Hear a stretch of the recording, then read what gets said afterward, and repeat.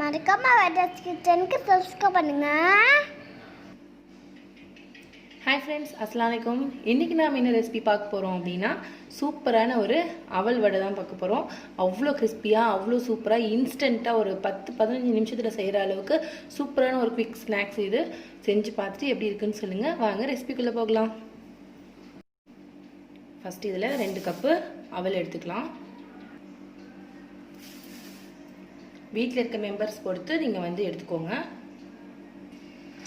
இதை நாம் நல்லா அலசிட்டு, ஃபுல்லாக அழுக்கெல்லாம் எடுத்து அலசிட்டு நல்லா ஒரு 10 நிமிஷம் ஊற வச்சுட்டு அப்புறமா எடுத்து என்ன செய்யலாம்னு சொல்கிறேன்.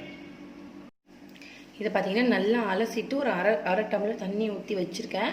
இது ஒரு 10 நிமிஷத்தில் நல்லா ஊறிடும். அப்புறமா என்ன செய்யலாம்னு சொல்கிறேன். பாருங்கள், இது நல்லா ஊறிடுச்சு. இந்த மாதிரி அதாவது மாவு பதத்துக்கு வந்துடும். இப்படி நசுக்குனிங்கன்னா மாவு மாதிரி தெரியும். அடுத்ததாக இதில் நாம் சேர்க்க வேண்டிய இன்க்ரீடியன்ட்ஸ்லாம் சேர்த்துடலாம்.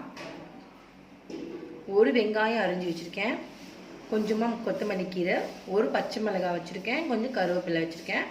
இது நம்ம இதில் சேர்த்துடலாம்.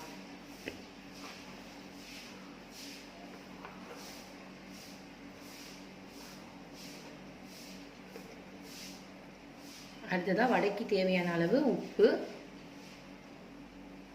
2 ஸ்பூன் அளவு கார்ன்ஃப்ளவர் சேர்த்துக்கலாம் கிறிஸ்பினஸ்க்காக.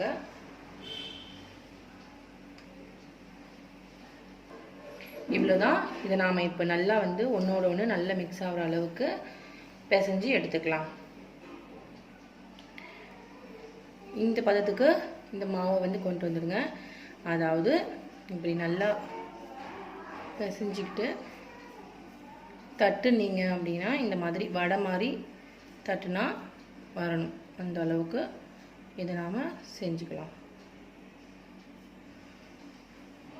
இப்போ ஒரு கடாயை வச்சுட்டு இதை சூடானதுக்கப்புறமா ஆயில் சேர்த்துக்கலாம்.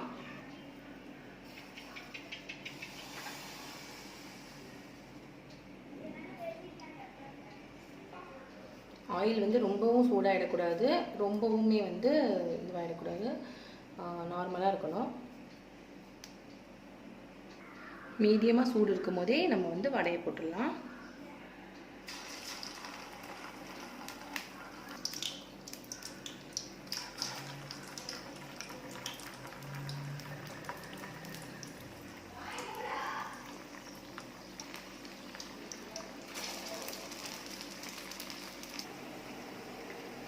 நல்லா ஒரு பக்கம் நல்லா முருகுனதுக்கு அப்புறமா இன்னொரு பக்கம் திருப்பி போடுங்க.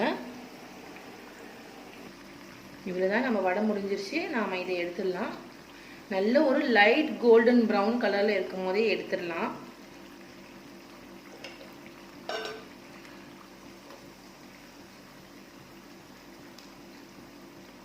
நல்லா இந்த சவுண்ட் பாருங்கள். நல்லா அவ்வளோ ஒரு கிறிஸ்பியான சவுண்டே தெரிஞ்சிச்சு. அவ்வளோ கிறிஸ்பியாக இருந்துச்சு.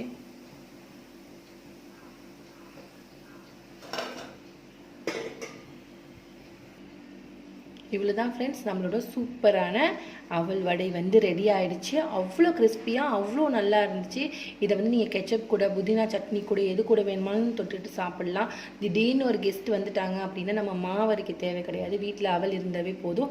அவ்வளோ சூப்பரான ஒரு ஸ்நாக் ரெடி பண்ணலாம். இதை கண்டிப்பாக நீங்கள் இதை ட்ரை பண்ணி பார்த்துட்டு உங்கள் ஃபீட்பேக் எனக்கு சொல்லுங்கள். என் சேனல் உங்களுக்கு பிடிச்சிருந்துச்சுன்னா மறக்காமல் வகிதாஸ் கிச்சனுக்கு சப்ஸ்கிரைப் பண்ணுங்கள்.